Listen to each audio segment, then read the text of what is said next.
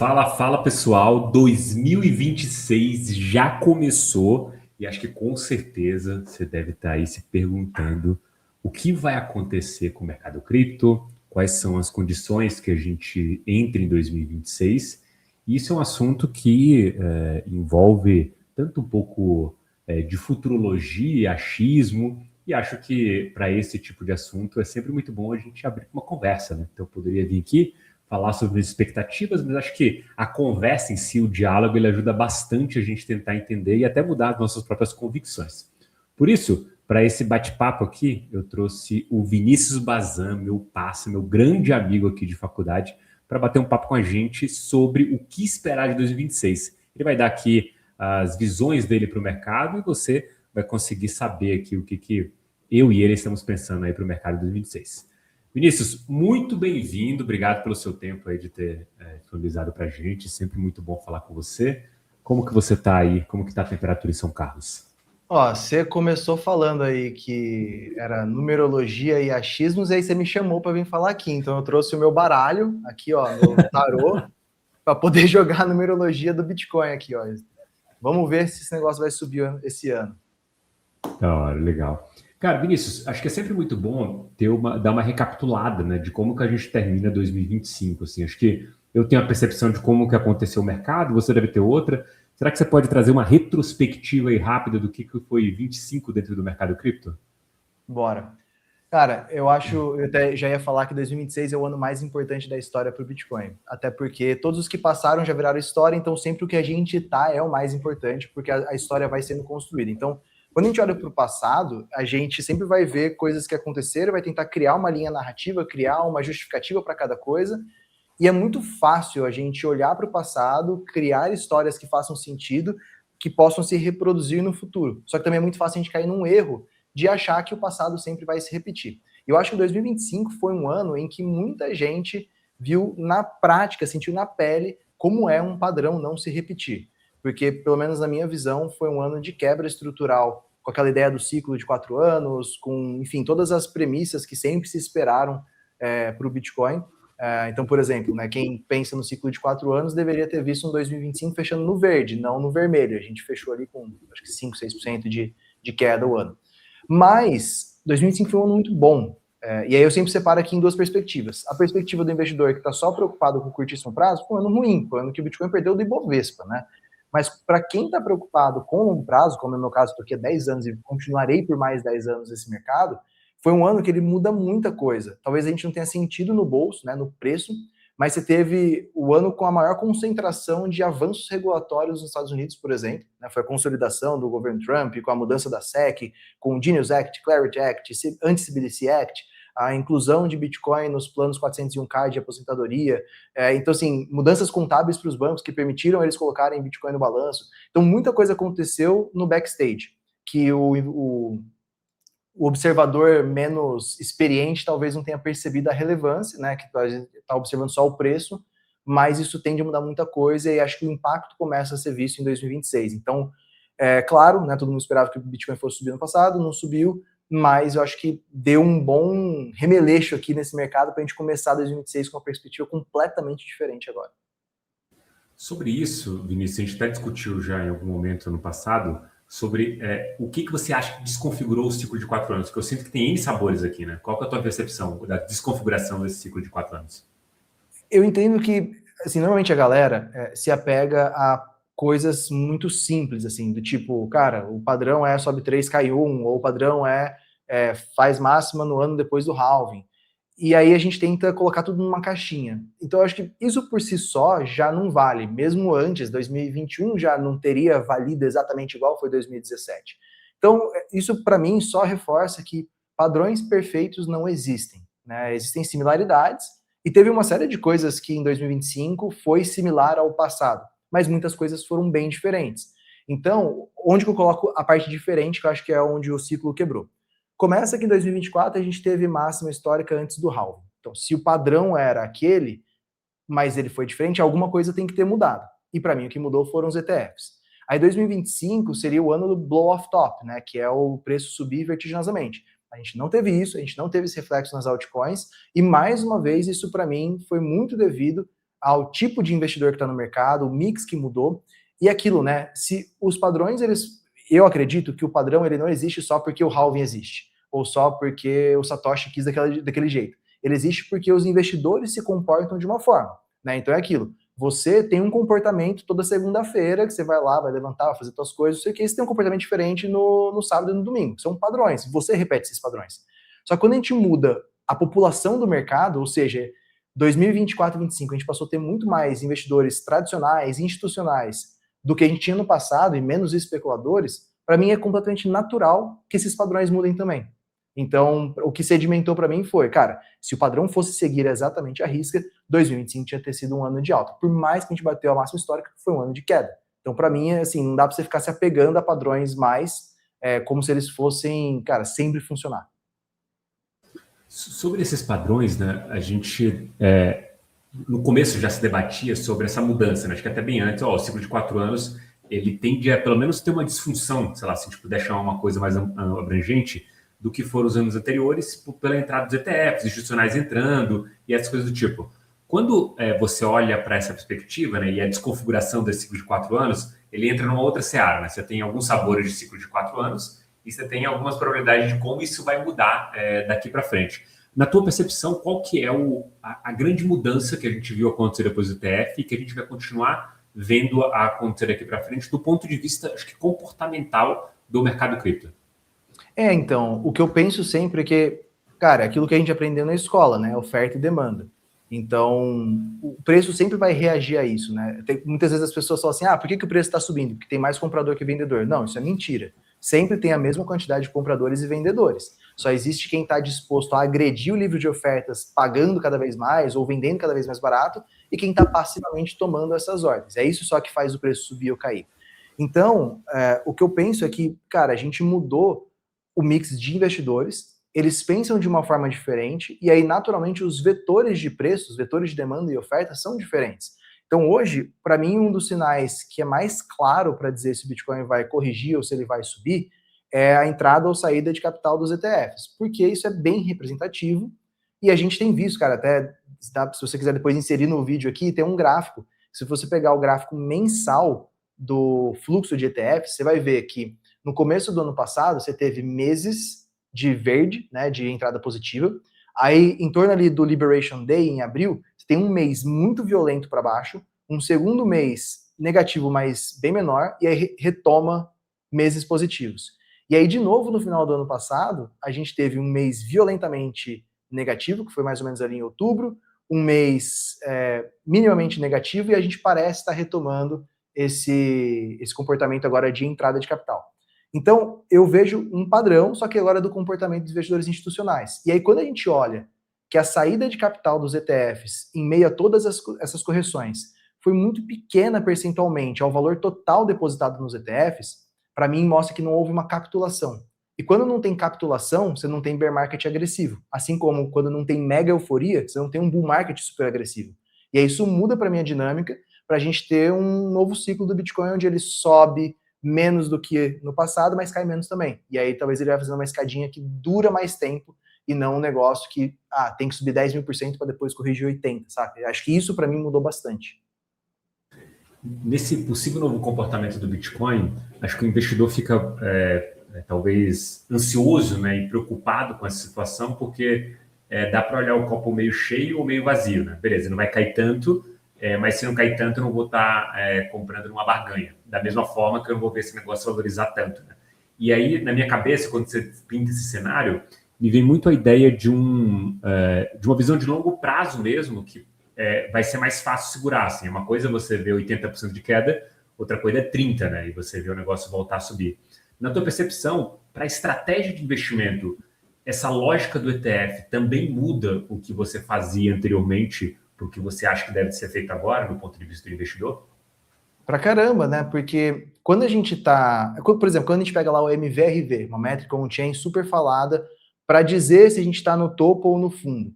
Ela basicamente está mostrando o quanto que o preço tem que subir ou o quanto o preço tem que cair para chegar num extremo do mercado a ponto dos investidores se desfazerem das suas posições. E aí, esse foi mais um ponto que, assim, se você abrir o gráfico, você vê que ele está completamente diferente dos ciclos passados. Então, no fundo, acho que a gente está sempre definindo zonas, né? Tipo, qual que é o máximo que o mercado topa de ganhos antes de realizar lucros e qual que é o mínimo que ele topa de preço antes de ele começar a comprar novamente. E aí, para mim, essa faixa comprimiu. Então, quando a gente vê que a gente teve 3 quedas de 30%, mais ou menos, no Bitcoin desde 2024, né, então foi uma no meio de 2024, a segunda no começo de 25 e agora a terceira nesse final, a gente vê que provavelmente 30% de queda, 35%, não é suficiente para o investidor institucional capitular, né? A gente não viu esse movimento, mas é o suficiente para haver novo interesse em comprar essas moedas. Então, provavelmente, os investidores no geral, é isso, não sou eu que estou dizendo, é o mercado que está dando esse sinal para a gente. Provavelmente, os investidores eles estão acreditando que o Bitcoin não chega a preços tão baixos. Então, assim, igual o pessoal que lá no começo do ciclo estava esperando voltar para 12 mil, não volta. Provavelmente o Bitcoin não cai muito abaixo de 60 mil dólares. Mas também eles não vão ficar segurando para sempre até 250 mil dólares antes de vender. Eles vão realizar lucros mais cedo. E aí eu acho que a gente tem que aprender a interpretar essa música, sabe? Qual que é o ritmo mudou. E aí, se você não souber dançar conforme esse ritmo, vai chegar na dança das cadeiras, o negócio vai parar e você não vai conseguir sentar. Então, assim, a gente tem que pensar que a dinâmica mudou e tem que entender ela. E aí não é, putz, eu gosto, não gosto, acredito, não acredito. Cara, é o que o mercado está dizendo. Então a gente deveria olhar para os dados que estão aí na tela e tomar uma decisão em cima disso. Goste você ou não. Quanto a essa ideia de dançar conforme a música, a gente olha para o passado, né? A estética dos ciclos aqui que aconteceram, e a expectativa do Mount Season, ela também acompanhou durante todo esse ciclo. E quando a gente olha até o final de 25, ela não aconteceu. Sei lá, se você quiser se contorcer, você pode dizer alguma coisa por um breve período, mas o que a gente estava acostumado a ver não acontecia. Isso também frustrou bastante os investidores aqui, né? Eu queria que você desse uma palhinha do que você acha que mudou para a gente não ter vivido aquilo no passado e, principalmente, qual que você acha que é a consequência aqui para o investidor na ponta de não ter out-season, se de fato isso aqui nunca mais vai acontecer como aconteceu em 21 ou 17? Nunca diga nunca, né? Então, essa é a parte que, assim, não dá para cravar que nunca mais vai acontecer, mas eu acho que tem duas mudanças principais que aconteceram, que uma é aquele lance da dispersão, né? Eu estava hoje mesmo gravando um story no meu Instagram falando, pessoal, assim, cara, quando a gente estava lá em 2020, 2021, já tinha bastante moeda, mas era, sei lá, algumas dezenas, centenas de milhares. Hoje a gente tem milhões. Então, não tem mais como aquela ideia de o Bitcoin subiu, as pessoas estão com dinheiro, elas vão realocar em outras coisas, e aí de repente tem dinheiro para todas as coisas disponíveis. O povo tem que ficar mais seletivo aqui, só que aí naturalmente não vai ter aquela alta generalizada de altcoins. Então acho que a dispersão prejudica isso, tira atenção, tira capilaridade ali do mercado, em termos de o dinheiro fluir para o local, entre aspas, certo. O segundo ponto é que, cara, não dá ainda. Acho difícil você provar isso, assim, com todas as letras, mas dá para ter uma boa percepção que se o investidor mais presente no mercado hoje é um investidor institucional que compra via ETFs, esse cara provavelmente não vai abrir uma conta numa corretora estrangeira, né, que não é, sei lá, regulada nos Estados Unidos para comprar altcoin. Então, esse caminho do dinheiro, talvez ele tenha, tipo, a ponte que tinha ali, ela quebrou, assim, né? Então, eu acho que as out-seasons, elas podem acontecer, elas não devem acontecer de forma generalizada, em que tudo sobe. Claro, se pegar, tipo, 2 semanas que o mercado tá bom, vai estar tudo subindo, mas, tipo, 2021, que tudo subia 30, 50 vezes, acho que não. Acho que isso pode acontecer sim, deve acontecer, porque, cara, o mercado é um prato cheio para altas assim, porém deve ser mais segmentado em narrativas, em coisas pontuais ali, e não, tipo, compra qualquer coisa e vai dar certo, saca? Outra coisa que está dentro dessa seara da out-season é o Ether. Acho que também foi uma coisa que frustrou muitas pessoas, principalmente pela ideia de ser o segundo ativo do mercado, ou talvez o ativo com um mercado endereçável maior, né, já que é uma plataforma. Qual a tua percepção hoje sobre o Ether e também como é que ele se comportou nesse último ano aqui, né? Qual é a tua leitura sobre o ativo em si? Eu acho que, assim, a performance do Ether, mesmo da Solana, dessas majors, foi morno. Foi bom em alguns períodos, então, para quem, por exemplo, comprou o Ether quando estava bem descontado ali no meio do ano e pegou um rally até a máxima histórica dele, foi bom. E eu acho que, no fundo, é dessa forma que a gente vai ter que navegar, sabe? É aquela coisa, eu posso sempre ter uma posição de Ether no meu portfólio, uma posição de Solana, porque eu realmente acredito que esses são ativos que eles nunca mais vão deixar de existir, eles não devem perder sua relevância, seja como o criptoativo ou como a plataforma, e eles têm muitos motivos para valerem muito mais no futuro. Só que como o custo desse carrego, né, é grande, o custo de oportunidade é grande, eu acho que deveria ser, nesse momento, um percentual menor da carteira, que é exatamente o que eu aplico para mim hoje. Então, assim, vale a pena ter hoje de uma forma controlada, porque a gente não tem esse cenário tão óbvio. E aí, acho que entra muito um negócio que sempre ficou na minha cabeça nesses últimos 2 anos, que foi a BlackRock começou a se posicionar, eu lembro até deles fazerem uma apresentação para os investidores, os clientes deles, em que ele mostrava que o Bitcoin era risk-off, ou seja, você está se protegendo do risco, e o restante é risk-on. E eu acho que a conjuntura que a gente está entrando em 2026, global, ela é uma conjuntura de risk-off. Assim, é um mercado... E é meio dúbio, na real, né? Porque é um mercado que tende a dar muita oportunidade para ativos de risco subirem, os risk-on, por causa da injeção de liquidez, Fed corta juros, QE volta, o Trump vai lá meter grana para todo mundo porque ele quer ganhar os midterms, só que ao mesmo tempo existe um temor no mundo de que, cara, os metais preciosos estão todos na máxima, talvez a gente esteja à beira de uma crise. Então, eu acho que existe uma convicção maior hoje dos investidores para aportarem em Bitcoin, assim, como se fosse uma fé inabalável hoje de que o Bitcoin ele faz sentido no portfólio. E existe essa coisa mais circunstancial das outras moedas, e a galera fica mais com o pé atrás. Então, eu acho que hoje a gente não pode esperar para as altcoins, nem mesmo as grandes, um retorno na mesma velocidade ou no mesmo ritmo do Bitcoin. Podem ser retornos maiores, mas talvez sejam concentrados em períodos menores que a gente tem que se posicionar aí sim mais agressivamente. Tem uma briga, na verdade, uma batalha de teses, né, para 2026, que é justamente aquilo que a gente já vem endereçando aqui. Na primeiro ponto seria o fim do ciclo de 4 anos, em algum momento a gente teria novas máximas do Bitcoin. Se não me engano, até o Bernstein começou a defender isso aqui com uma casa de análise bem conhecida. E tem outro lado mais purista, talvez, do mercado cripto, que acredita ainda na tese de 4 anos. Né? Então, acho que essa batalha aqui ela vai acontecer durante 26 inteiro. Né? Eu sei que vocês acreditam que tem uma possibilidade de a gente ter uma máxima ainda nesse semestre de 2026, né? Ou seja, uma alta aqui no mercado ainda. Eu queria entender quais são as suas visões que apoiam esse momento de alta e essa percepção de que a gente já recuou, o que seria esse novo, admirável mundo novo do Bitcoin vai subir, né? Onde está apoiada essa visão mais positiva do mercado? Cara, existem para mim hoje 2 cenários, um pessimista e um otimista. Então, se o ciclo não acabou, a gente está num bear market. A gente só não descobriu ainda. Uhum. Só que, assim, também se o ciclo segue valendo e a gente está no bear market, isso quer dizer que os padrões deveriam se repetir. E uma coisa que deveria se repetir, porque sempre aconteceu, o preço ele corrige, como ele corrigiu agora, mas ele tem um repique até alguma zona de resistência muito importante. Hoje estaria em torno dos $100 mil. Então a gente deveria ver o preço do Bitcoin subindo até $100 mil, rejeitando essa zona, voltando a cair e entrando num cenário de fraqueza.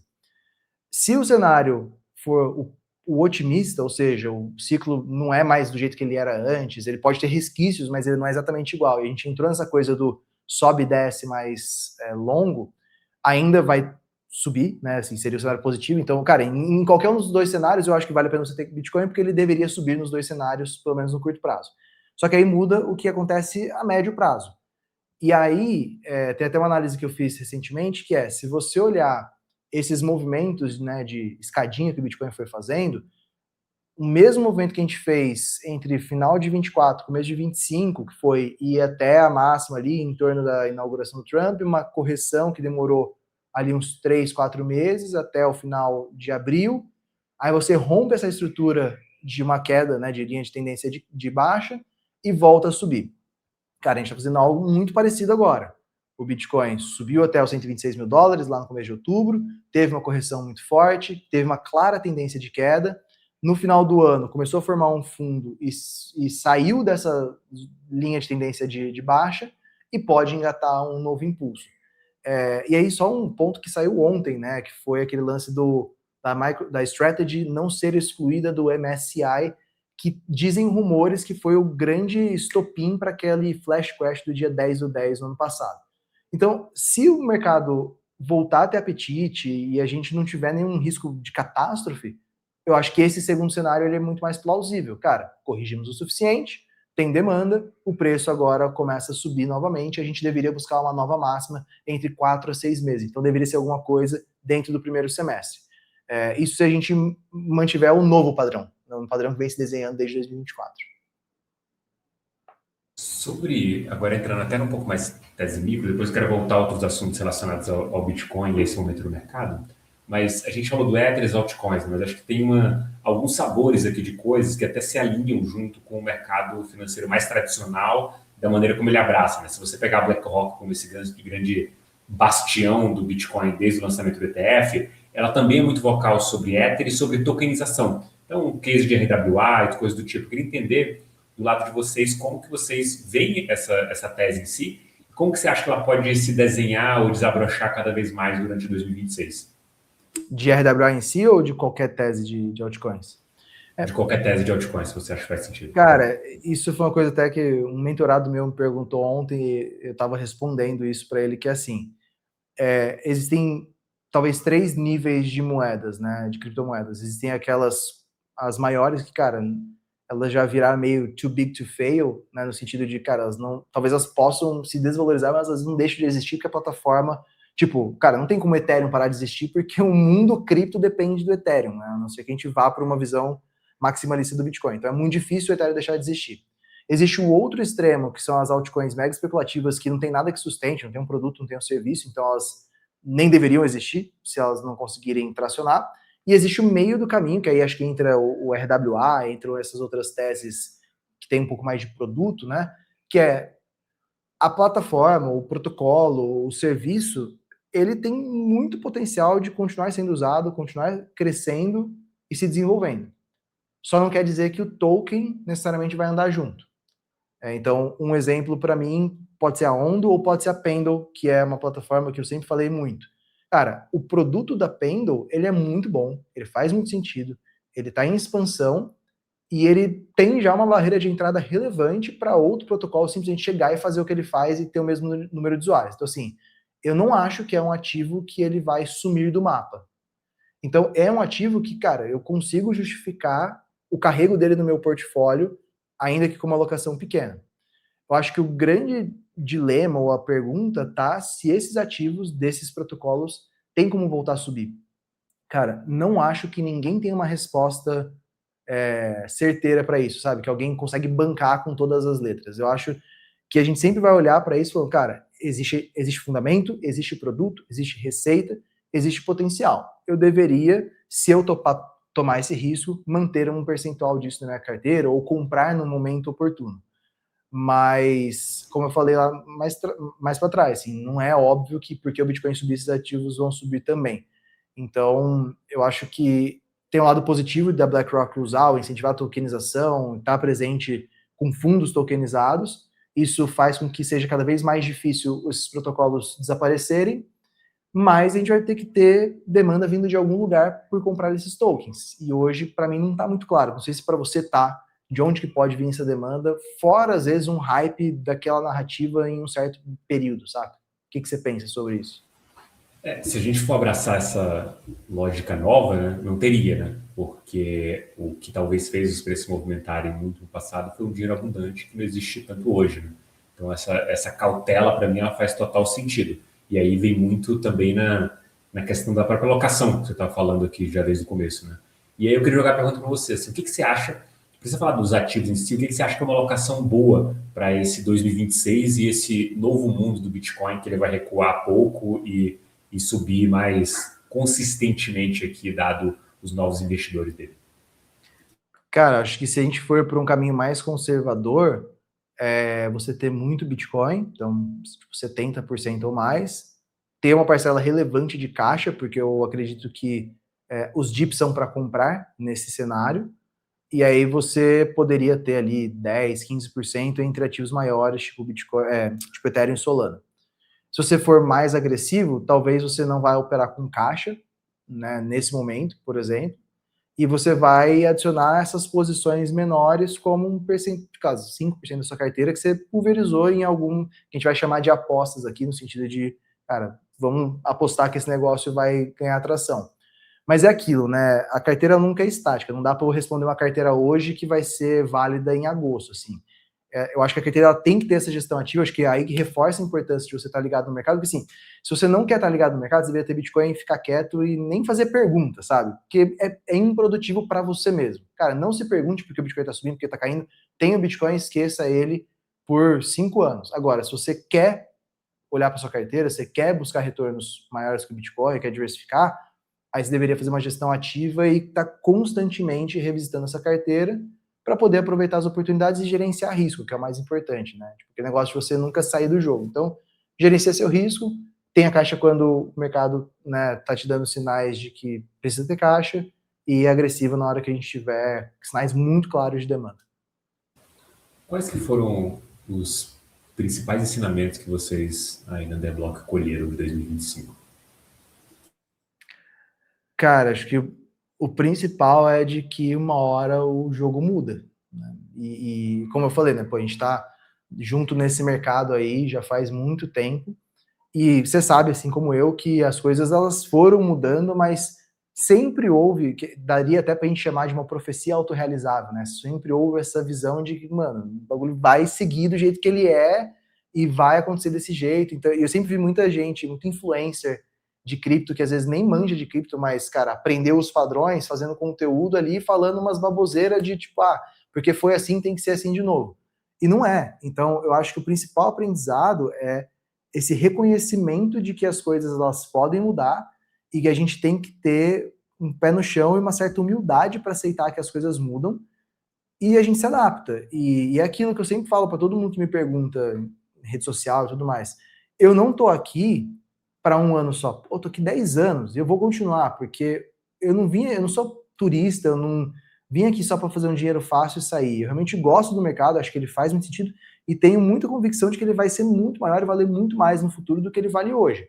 Agora, mas 2025 o Bitcoin perdeu para o Ibovespa. Ótimo, beleza, perdeu mesmo. Pega o Ibovespa em dólar, pega o Ibovespa contra o CDI.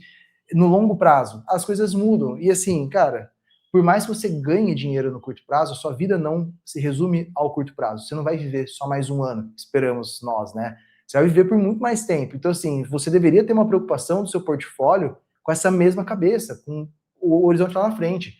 E aí, nesse caso, tudo bem se um ano não foi bom, se um ano não foi como você queria. Ele faz parte.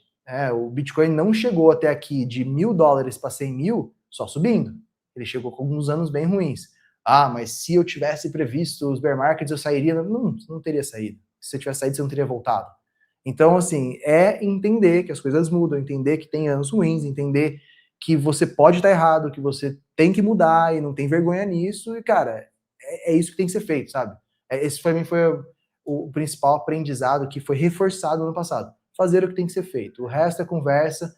Não é um jogo de opiniões, não é um jogo de ego, é um jogo de o que está acontecendo no mercado, como você lê isso e toma decisões. Qual que você acha que são os principais erros dos investidores? Não só amadores, amadores meu palavra muito forte, não só os iniciantes, mas investidores já estão um tempo no mercado. O que você vê de principal erro desses investidores de cripto?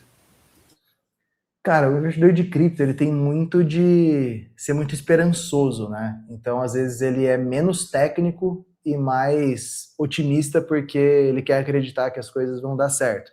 Então, acho que a gente acaba meio que procurando padrões onde eles não existem, tipo procurar pelo em ovo. Isso vale para todo investidor, né? Acho que todo mundo tem um pouquinho disso, aí é mais se você consegue controlar esse impulso. Então, eu acho que o investidor mais iniciante, muitas vezes ele tem esse ímpeto de tomar decisões de muito curto prazo. E às vezes até é bom, assim, eu conheço muito investidor iniciante, que às vezes é amigo meu que me pergunta, e você vê que o cara foi o trader perfeito, assim, porque ele falou, tá caindo, ele não teve medo de comprar, porque ele não tá nem aí subiu 20%, ele vendeu porque ele já estava feliz com 20%, aí você vai ver, ele fez o trade perfeito, ele vendeu, comprou na mínima, vendeu na máxima.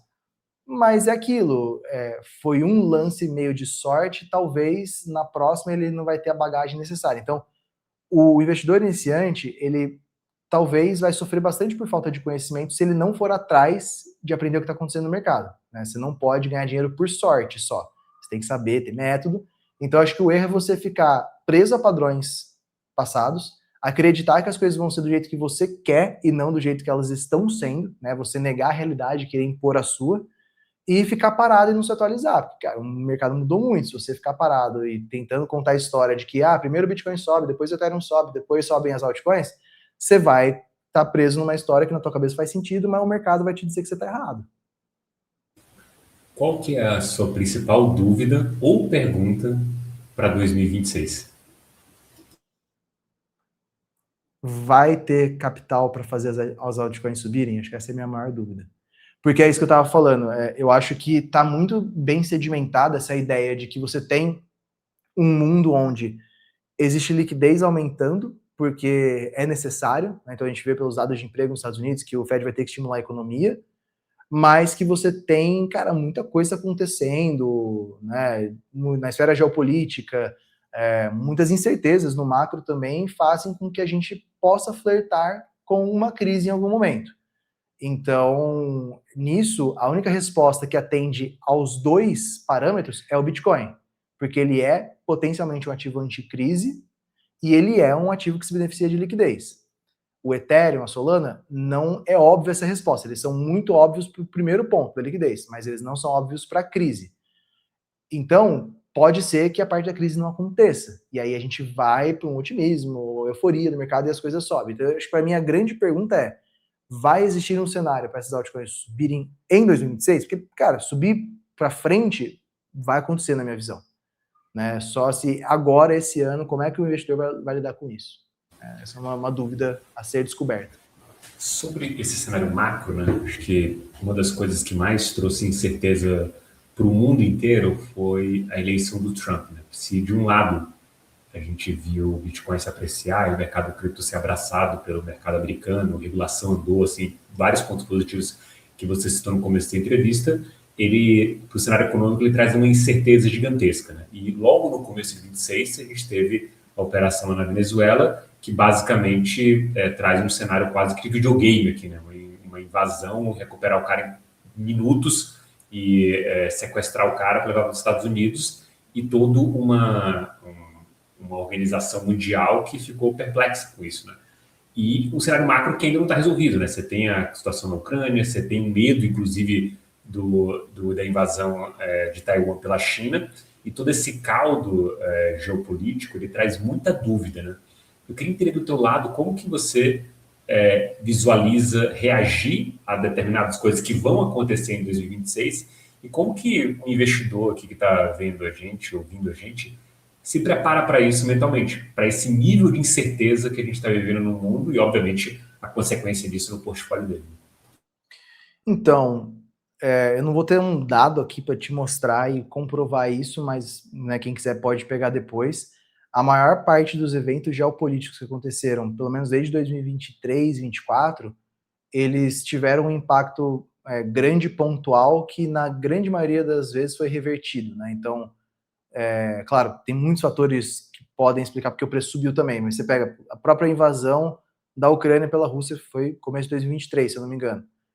Cara, o preço cai e ele volta a subir depois de semanas, assim, ele volta acima daquele preço inicial depois de semanas, poucos meses. Você teve os conflitos no Oriente Médio, Venezuela até foi muito bem visto pelo mercado, no fim das contas. Mas normalmente esses eventos geopolíticos, eles são ruído, eles não são sinal, né? Eles vão lá, tem um efeito, mas aí o mundo percebe que, putz, beleza, a Terceira Guerra Mundial não começou, então isso que vai se dissipar e daqui a um tempo ninguém nem lembra exatamente. A guerra da Ucrânia está acontecendo até hoje, mas ela não tem mais um impacto direto no Bitcoin. Então eu acho que o que muda, o que de fato faz o preço dos ativos corrigir de forma consistente, não é evento geopolítico, é muito mais evento macroeconômico. Então, por exemplo, foi o medo das tarifas no começo do ano passado, foi talvez uma falta de interesse nos ETFs em 2024 no meio do ano. Então, assim, é muito mais o lado financeiro do que o lado geopolítico que pesa aqui. Então, cara, não sei, mais uma vez, né? Pode ser que o negócio mude daqui para frente, mas eu tendo a achar que normalmente esses eventos são compra, e inclusive existe um relatório da BlackRock mostrando que, na média, eventos geopolíticos de alto impacto fazem com que o Bitcoin suba, se não me engano, era 48% em tantos meses, assim, depois desses eventos, porque normalmente esses eventos marcam um fundo local antes de uma recuperação dos preços. Trazendo um pouco para o Brasil aqui, a gente tem algumas coisas que valem a pena ser citadas, né? Acho que a primeira que eu queria começar falando é sobre a questão das stablecoins. O brasileiro, 90% do volume no Brasil, ele é feito por stablecoins, né? O SDT, o SDC, o SDT na sua maioria. E isso contrasta muito com a perspectiva do que a gente olha nas ruas, né? Com quem a gente conversa, investidor, que basicamente não opera o SDT e está comprando Bitcoin como investimento, né? Esse comportamento que a gente viu acontecer no mercado desde o começo. Quando a gente olha para esse número, ele vê uma dúvida gigantesca, né? Primeiro, quem que está operando esse volume inteiro? E aí, obviamente, não é só a gente que está vendo isso, inclusive o dado da Receita, se olha para isso com a perspectiva de taxar. Você teve o aumento já do IOF, e isso muito provavelmente vai chegar nas stablecoins. Eu queria pegar um pouco da tua percepção, assim, como que você vê esse movimento aqui dentro do Brasil e o que você acha que vão ser as consequências disso para o brasileiro na ponta, né, que eventualmente vai ter que pagar o IOF por comprar o SDT ou o SDC? Então, aí tem uma coisa que, cara, a gente vai ter que ver como é que o governo vai lidar, porque vai ser meio cabo de guerra, que é a definição para a receita de onde de fato existe imposto, porque o Banco Central fez aquela definição de o que entra em operações de câmbio, e aí quiseram depois cobrar IOF sobre operações com stablecoins, mas está muito claro na legislação atual que stablecoins não são moeda estrangeira, elas não são dólar, então não existe uma operação de câmbio de fato lá ao você comprar stablecoin. Então existe uma tese para defender que isso aqui não deveria ter, tanto é que até agora o IOF não passou para esse tipo de situação. Mas, cara, política é política, né? Muitas vezes não é sobre certo ou errado, é sobre quem puxa mais forte a corda. Então, aqui acho que a gente vai ter que esperar o governo, o quanto que, por exemplo, esse ano, como é ano de eleição, o quanto de fato vão querer puxar agendas mais polêmicas, ou quanto que vão deixar em aberto para continuar mantendo apoio de congresso, tudo mais. Então, é aquilo, né? House of Cards aqui, né? O jogo político, ele é muito menos sobre certo e errado, ou coisas definidas, e muito mais sobre a conversa ali e o cabo de guerra. Agora, o que eu tenho certeza é, quanto mais o Brasil for na contramão dos países desenvolvidos que estão criando regulações pró-cripto, mais ele vai afastar o investidor. Porque ele não vai, não é aquela coisa de, porque... Fico pensando assim, quando você pega, por exemplo, o imposto de importação, cara, acabei de comprar um negócio da China, que é muito mais barato que no Brasil, aí chega aqui ele é taxado em 75%. Então é um absurdo, né? Assim, eu fui lá, tive todo o trabalho de achar um produto similar ao que eu queria, mas com custo de produção mais baixo, mas eu não posso me beneficiar do custo de produção mais baixo, por mais que eu tenha tido toda essa logística, porque eu tenho que ter uma medida meio protecionista de não, você vai ter que gastar aqui no Brasil ou você paga a conta por isso. Só que nesse caso é fácil para o governo criar algumas amarras, algumas formas de coibir esse tipo de, não, beleza, pagou o imposto já era. Quando você vai para cripto, eu não estou falando que a pessoa vai sonegar imposto, mas existem vários outros caminhos dentro da própria legalidade para você ser mais eficiente e pagar menos. Seja pagar menos imposto, seja pagar menos taxa. Então, você não é criando regra para impedir o investidor de operar no Brasil que isso vai fazer o investidor ficar no Brasil, nem muito menos vai fazer o investidor não usar cripto. Você só vai expulsar ele para fora do país e fazer ele usar outras soluções. Em alguns casos, vai ser melhor para o investidor. Ele vai ter plataformas mais baratas, e ele pode aproveitar eventualmente isenções fiscais para não pagar imposto, mas isso também vai jogar o brasileiro em plataformas, às vezes, não reguladas, não auditadas, com mais risco de golpe. E se o brasileiro se ferrar aqui, a culpa não é dele, a culpa é do governo que foi lá e criou um ambiente hostil para o investidor estar aqui no Brasil. Então eu vejo com muita preocupação o que hoje o governo brasileiro está fazendo, que não é criar um ambiente que permite a inovação, permite o crescimento do mercado de cripto. Ele está criando amarras e barreiras para que o mercado aqui padeça e o investidor tenha que ser obrigado a ir para outras soluções fora do Brasil. Cara, a gente sabe que esse negócio não termina bem, porque se terminasse bem, a gente estaria usando o modelo americano e não o modelo brasileiro que se aproxima a qualquer outro modelo ruim que a gente vê na América Latina, ou enfim, em países subdesenvolvidos, né? Então, para mim, tem que ser feito alguma coisa no sentido de pensar melhor no que vai ser implementado aqui. Não é, farra, não é nada disso. É simplesmente pensar no investidor, pensar no brasileiro e alinhar incentivos.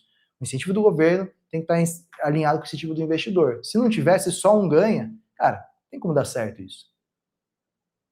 Essa questão é muito delicada, né?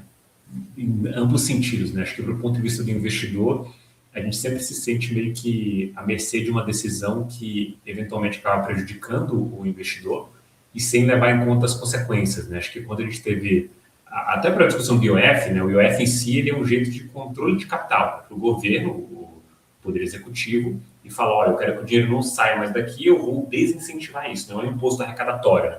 E é o único que o Executivo tem a força de decreto para se valer. E aí, quando ele se vale disso, e você tem um cabo de guerra entre pode e não pode fazer, o STF decide no final, você criou uma série de problemas para as empresas, né? Imagina um cara que tem lá a fintech dele de cartão e tal. Cara, simplesmente você se vê num nível de incerteza, que é o que eu acho que o Pedro Malan fala, né? Até o passado no Brasil incerto, que traz essa questão. A gente está vendo a questão do Banco Master aqui, e esse tipo de insegurança, ele traz uma retração para qualquer tipo de mercado, né? Eu vejo as pessoas, e até quando a questão do imposto de renda eu quero entrar aqui na sequência, as pessoas se retraindo, falando, cara, já que eu não vou conseguir, eu vou entrar nesse mercado, vou ganhar o dinheiro, vão tomar uma parte de mim, e vai ser tão complexo que eu vou gastar horas e horas fazendo, nem vou me dar o trabalho de fazer isso. E você não se expõe a algumas oportunidades quanto a isso, né? Não, e aí que entra, eu acho, o mais interessante, o mais cômico também, tragicômico aqui. Cara, 2026 provavelmente vai ser o ano com a maior evasão de milionários e super ricos do Brasil em termos de residência fiscal. Por quê? É isso, quando você vai lá e entuxa um monte de imposto no brasileiro, porque agora eu vou taxar os super ricos, esse cara ele tem outra opção, ele vai lá, sai do Brasil, vai morar em Dubai, você pega o Ratinho foi para o Paraguai, o Davi Vélez no Nubank mudou a residência fiscal também e economizou uma grana. Cara, não é assim que você vai pegar a arrecadação, porque quem tem muita grana tem mecanismos e formas de se proteger dentro da legalidade, mas com outra jurisdição. Então, a mesma coisa que eu falei para o mercado de cripto vale aqui. Você está expulsando quem poderia estar gerando capital produtivo no Brasil. Você está jogando essa pessoa para fora. Então, vou lá, vou fazer reforma tributária, vai ter muito mais imposto? Vai. Quem não quer pagar imposto nesse sentido, o cara vai achar outros caminhos, né, mais eficientes. Então, assim, é triste como pra gente é muito claro isso, mas parece que não é para quem tá comandando. E aí, cara, você vai tendo essa situação em que o país vai ficando inabitável financeiramente. Você vai ter que buscar outras opções que sejam fora. Só que aí isso também traz localmente para a tese do Bitcoin. Cara, eu acho que mais e mais brasileiros vão ser empurrados, né, ou quase obrigados a olharem para criptomoedas, principalmente para o Bitcoin, como uma forma de preservação de capital de longo prazo, porque eles vão ver como está ficando cada vez mais difícil e cada vez mais insustentável financeiramente viver no Brasil. E acho que essa percepção é muito trágica, né? Até para a gente brasileiro olhando para isso, né? De como que o país se deteriora e principalmente como que expulsa as pessoas, né? E acho que quando olha para cripto é uma coisa muito clara, né? Assim, acho que o fato de ser totalmente digital e não ter fronteira cria essa possibilidade, né? Então você pode transferir, assim, é o teu offshore mais barato possível, sendo que se você precisasse fazer um offshore de verdade, você precisaria de algumas centenas de milhares de reais para valer a pena financeiramente. O Bitcoin, ele é o offshore que você está fora do país, sinceramente não está dentro do país porque não está no controle de nenhuma instituição, né? Você resgatando e fazendo a tua autocustódia, ele está na nuvem e você pode acessar em qualquer lugar. E acho que essa lição, né? Ela é muito fácil de quem tem recursos e educação entender, né? Mas talvez as pessoas que mais precisam entender, que vão ser aquelas que vão, de alguma forma, trazer um desafio para o governo frente a isso, são as que mais estão alijadas desse processo. E aí são questões mais, talvez até mais práticas, né? O cara está preocupado com a segurança financeira, a segurança da vida dele, numa situação de possível próximo da miséria, né? Então, acho que fica um cenário que realmente não consegue se preocupar com outra coisa, a não ser sobreviver. E isso é onde se vale boa parte do governo, né? Você tem uma necessidade que o governo sempre age, seja paternalista, e isso cria amarras e ligações que não podem ser rompidas, simplesmente que o cara virou refém daquele todo o processo, né? Você tira a isenção do cara, agora de R$ 5.000, mas que na verdade seria uma isenção se a gente aplicasse a infração, você passaria de R$ 10.000. Então, muito mais gente estaria isento disso. E o governo sempre vai cobrar esse imposto por inflação, que vai ser invisível, né? Esse que é o grande problema e o que o Bitcoin traz como solução. Cara, estamos caminhando para o final. Eu vou fazer agora uma pergunta mais prática para você aqui, tá? A gente vai entrar num bloco que é o comprovante. Se você está acostumado já a responder esse tipo de coisa, se você sentir a vontade de justificar, beleza, mas não é uma condição de verdade para justificar. Beleza? Eu peguei os tokens aqui mais conhecidos e falados dentro do mercado, então não tem uma decisão minha, tem mais uma visão aqui do meu chat GPT do que são os tokens mais falados. Então, vamos começar com o rei de todos. Bitcoin, compra ou vende? Compra. Ethereum, compra ou vende? Compra. Solana, compra ou vende? Compra. BNB, compra ou vende? Vende. XRP, compra ou vende? Vou justificar os dois, então. XRP também vende. E acho que vai subir, tá? Acho que, mais uma vez, não é porque está subindo que você tem que comprar. São dois tokens extremamente concentrados e com histórias não tão bem resolvidas, né? Muitas vezes não contadas. Então, acho que não vale o risco pelo ativo que você está investindo. Por isso que, para mim, os dois vendem. Cardano, compra ou vende? Queima. Dogecoin, compra ou vende? Compra. Tron, compra ou vende? Vende. Avalanche, compra ou vende? Vende. Chainlink, compra ou vende? Não, acho. Eu sou meio indiferente, para mim vende. Dólar em USDT ou USDC, compra ou vende? Compra. Compra e bota para render, inclusive, hein? Boa, obrigado. Cara, Vinícius, super obrigado pelo seu tempo aqui. Queria que você falasse aqui recados finais para o pessoal, onde te segue, te acompanha, como que o pessoal consegue te ver. Provavelmente todo mundo aqui já deve te conhecer, mas fica à vontade de falar desse último recado, pessoal. Boa. Caramba, primeiro, obrigado pelo convite, sempre um prazer a gente trocar ideia. E para todo mundo que está assistindo, assim, se você chegou até o final, se você não pulou e veio direto para o final, você viu bastante coisa do que a gente falou e como 2026 tende a ser um ano diferente, um ano de definição de novos padrões ou de novas medidas para o mercado. Então, como eu falei, eu tenho uma grande convicção de que esse mercado ele está longe de não existir mais, ele está longe do seu topo também, né, de potencial que ele pode valer. Então, se você tem uma perspectiva de longo prazo, você se preocupa com o seu dinheiro, principalmente se você é brasileiro e não quer ter todo o seu dinheiro no risco do Brasil, você deveria pensar em dolarizar o seu capital, começando às vezes com uma própria stablecoin, mas também buscando outras opções de proteção patrimonial, como o próprio Bitcoin, e aí depois arriscar mais com outras criptomoedas que são menos risk-off do que o Bitcoin. Mas aproveita para aprender, para estudar. E, cara, estamos na virada de ano, nada melhor para você botar suas resoluções de ano novo do que agora em janeiro.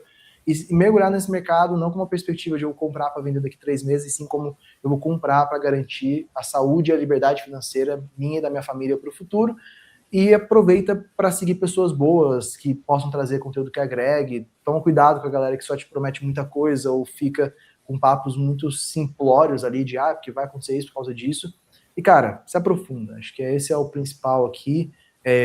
E como eu acho que 2025 terminou de uma forma meio pessimista, né? Os investidores frustrados, talvez 2026 seja o oposto, né? Seja uma surpresa positiva. Então, acompanhe esse ano nos próximos capítulos, que só passaram poucos dias desse ano e tem muito chão pela frente.